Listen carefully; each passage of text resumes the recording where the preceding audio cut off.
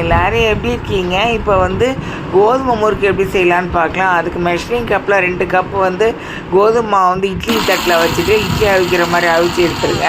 அதுக்கப்புறம் வந்து மிக்சியில் போட்டு அதை அரைச்சி எடுத்துகிட்டு அதுக்கப்புறம் வந்து அதுக்கு 2 ஸ்பூன் உப்பு போட்டுக்கோங்க. அதை சலிக்கிறதுல வச்சு நல்லா சலித்து எடுத்துக்கோங்க.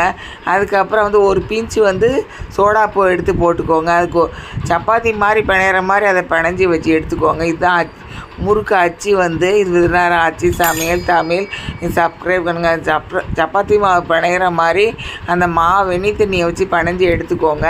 பிணைஞ்சி எடுத்து அதை வந்து அந்த முறுக்கு அச்சில் எடுத்து போட்டுட்டு அதுக்கப்புறம் வந்து கடாயில் அதை புழிஞ்சி விட்டுக்கோங்க.